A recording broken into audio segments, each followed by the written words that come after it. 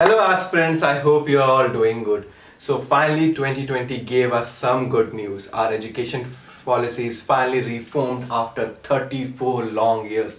And what a good change it is. In this video we'll try to focus into most important and yes, the confusing changes. So till now our education system used to follow a 10+2 structure. अब इसमें क्या होता था ना, जो primary school के बच्चे होते थे वो इस प्रोग्राम में कंसिडर नहीं करते थे. ये प्रोग्राम स्टार्ट होता था kids of 6 years and above. So in this, after 10 students were divided into 3 categories, mainly commerce, science and humanity. In the past, science student was not allowed to study subject of commerce and vice versa. सच बताऊं तो ये नया policy आने के बाद मुझे भी school जाने का मन हो रहा है. अब आप सोच रहे हो ऐसा क्या है इस न्यू एजुकेशन पॉलिसी में. सो ये न्यू एजुकेशन पॉलिसी फॉलो करता है 5+3+3 एंड 4 का रूल. ओके सो कुछ समझ में नहीं आया, चलो थोड़ा सा डिटेल में समझाता हूँ. ये जो 5+3+3 इज द एज ग्रुप. पहले 5 years एजुकेशन, फिर उसके बाद 3 साल, फिर 3 साल और फाइनली 4 साल. तो ये जो पहला 5 साल होगा ना उसे हम फाउंडेशन फेज बोलेंगे. This is from pre primary to second, that is somewhere around age group बोले तो आप 3 से 8 years तक. सो इस फेज में ओवरऑल लर्निंग एंड वेलबींग को मेजरली फोकस किया गया है. इसे हम early childhood care and education और ECCE भी बोलते हैं. इसमें fun activities and education activities included होंगे. It's going to be focused into logical, critical thinking, social capabilities, personal and public hygiene, ethics values सिखाया जाएगा and much, which is much required for a sapling to grow strong into a huge tree. So अब हम बात करेंगे the second group, which is class 3 to 5. This is the preparatory phase of the age group of around 8 to 11 years. अब इन 3 सालों में बच्चों को खेल कूद के जरिए पढ़ाया जाएगा. बेसिकली एक्टिविटी बेस्ड लर्निंग और स्टडी मेथड यूज किए जाएंगे. This will be based out of formal but still an interactive session.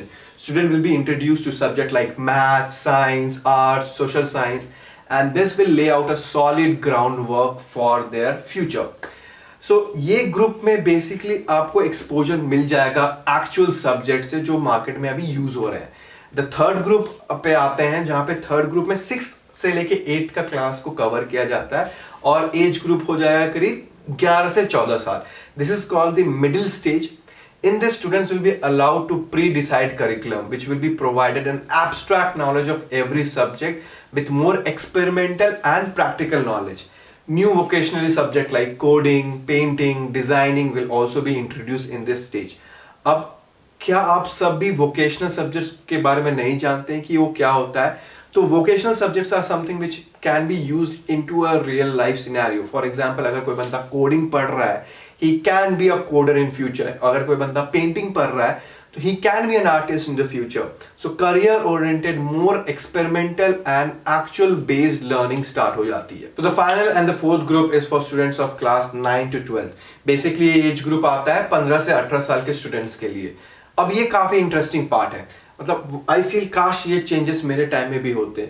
In this students have not to select one particular stream. This is to be a multidisciplinary study.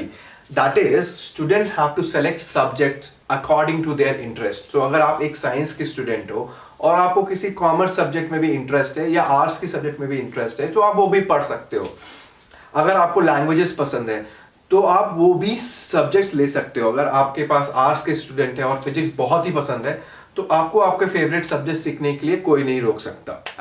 Now students can learn which group of subject they want. So after 10th they can reenter to the class 11 and pursue any vocational courses from their desired school.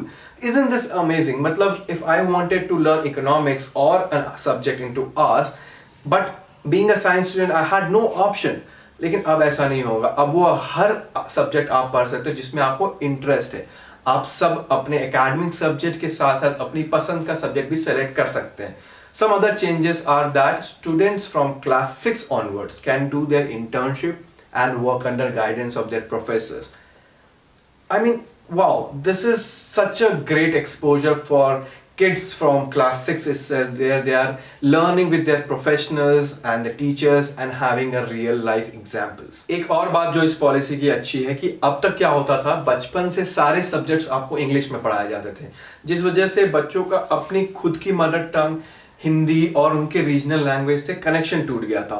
हम English में इतने comfortable हो गए थे, yes काफ़ी struggle के बाद, but हमारी हिंदी जो हमारे देश में काफ़ी बोली जाती है या कोई भी रीजनल लैंग्वेज जो आप लोकली बोलते हैं, उससे कनेक्शन बहुत कम हो रहा था। सो इस पॉलिसी में, इस नए एजुकेशन पॉलिसी में क्लास 5 तक स्टूडेंट्स को फोर्स नहीं किया जाएगा to study in English.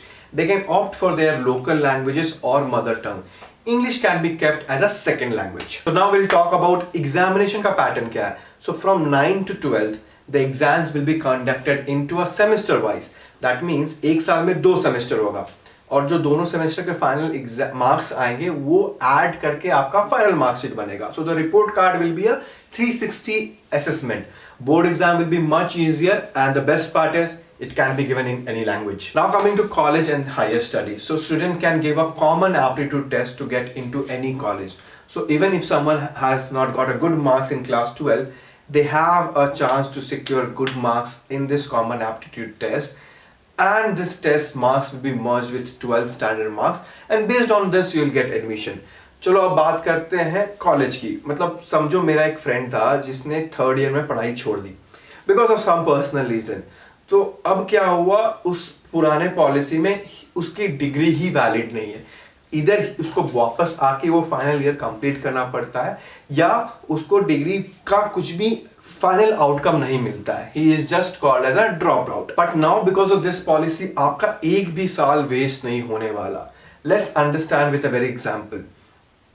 All the higher education will be governed by one single authority. The courses will have one major and one minor graduation subjects.